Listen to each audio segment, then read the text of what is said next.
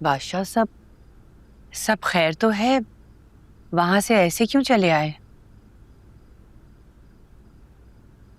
एक अंधेरा सा है मेरे अंदर लाजो माँ। वहां की रौनकें मेरे दिल के सन्नाटे को नहीं मिटा सकती। अब तो बेटा सन्नाटे ही उस हवेली का मुकद्दर बन गए हैं। बस मेरी दुआ है कि तुम्हें अल्लाह उनसे महफूज रखे। जिससे पहली नजर में मोहब्बत हुई वो लड़की मुझे मिल तो गई, लेकिन फिर भी खो दिया मैंने उसे। बहुत मायूस हूं।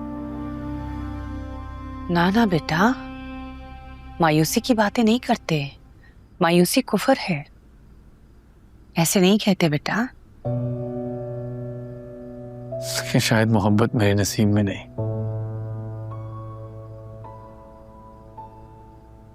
अगर उसको अंदाजा हो जाता ना लाजो अम्मा कि मैं उससे कितनी मोहब्बत करता हूं, तो वो मुझे कभी छोड़ के ना जाते, हमेशा मेरे पास रहते, हमेशा मेरे पास ही रहते। ना ना बेटा, दावा नहीं करते। दावा करना तो सिर्फ अल्लाह को ज़ेब देता है। हमारी जिंदगी में जो कुछ भी चल रहा है वो तो बस किस्मत का खेल है। कल क्या होगा ये तो सिर्फ रब को पता है। बेटा तुझसे तुझसे मेरी एक इल्तिजा है।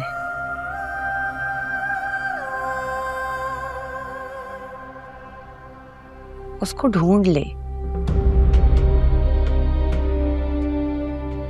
मेरी आंखें उसको देखने के लिए तरस रही हैं। हाथ तो ना जोड़ो मेरे आगे लाजो। मैं पूरी कोशिश कर रहा हूं ढूंढने की। आप बेफिक्र रहें, बस आप दुआ करें। हम सबको आपकी दुआओं की बहुत जरूरत है।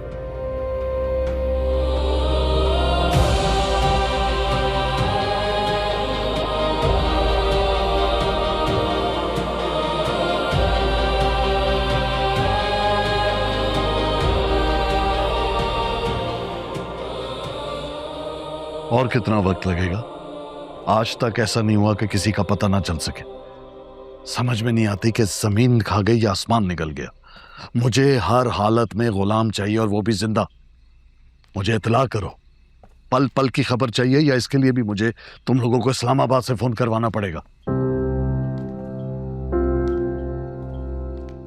बाहर भाई कुर्बान अली अकेले बैठे हैं और आप यहाँ गुलाम के लिए परेशान हो रहे हैं। उस औलाद से कुछ ज्यादा ही हमदर्दी नहीं हो रही आपको? औलाद तो वो मेरी ही है, इसमें कोई दो राय नहीं है।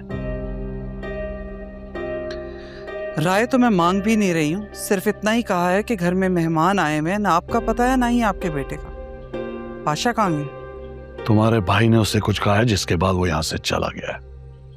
चाय का काम क्या होगा उस गुलाम की माँ के पास? वैसे मेरे भाई के साथ आपका रिश्ता सिर्फ मेरी वजह से नहीं है, अब वो आपका समधी भी लगता है। पाशा का सुसर इसी बात का लिहाज रखा करे। तो तुम्हारे भाई को भी ये समझना चाहिए कि तल्ख अल्फाज इस्तेमाल करने से पहले वो इस बात को जहन में रखे कि उसकी बेटी अब इस घर की बहू है, और बादशाह की बीवी भी। बादशाह आजकल जिस दौर से गुजर रहा है उसे तुम भी अच्छी तरह जानती हो, और मैं भी। पता नहीं हमारे ही खानदान में ये मोहब्बत का मसला क्यों है। मेरे भाई ने आपकी बहन से मोहब्बत की और अपनी जान गंवा बैठा, और आपकी बहन ने मोहब्बत में भागकर शादी कर ली, लेकिन आप उसकी खुशियां नोच कर उसे घर ले आए। खुशी ठीक ही कहती है।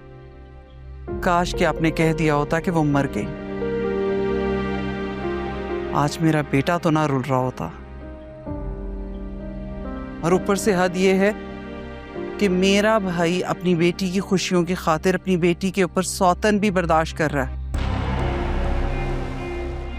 लेकिन किसी को एहसास ही नहीं है। और कहा यह जा रहा है कि वो तल्ख लहजा बोलता है। हाँ, तो ये उसके हक के लिए बेहतर है ना कि वो तल्ख बातों से परहेज करे। कल को अगर पाशा ने दैश में आके उसकी बेटी से अलहदगी इख्तियार कर ली तो फिर कौन जिम्मेदार है? अल्लाह ना करे कभी भी कुछ ऐसा हो। बड़ी मुश्किल से बादशाह और मुल्क का रिश्ता हुआ है। सरकार, अगर उन दोनों का रिश्ता टूटा तो मेरे और भाई कुर्बान अली के दरमियान कभी ना खत्म होने वाले इख्तलाफात शुरू हो जाएंगे। आपको कुछ तो करना होगा, ऐसा हरगिज नहीं होना चाहिए। मैंने इस खानदान की रस्मों और रिवाजों की खातिर अपनी बहन को धमकी देकर यह शादी करवाई है, क्योंकि मैं भी खुद ये चाहता हूं कि मुल्क के लिए बादशाह के दिल में नरमी पैदा हो, दोनों खुश रहें। लेकिन जानती हो, तुम्हारा भाई ये नहीं चाहता। हाँ, खैर, तुम अपने भाई को समझाओ और उससे कहो कि अपनी जुबान और खुद दोनों पर काबू रखे।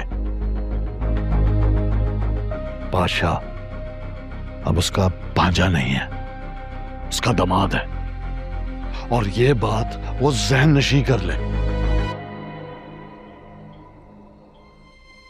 मैं बादशाह को बुलाता हूं, तुम जाओ।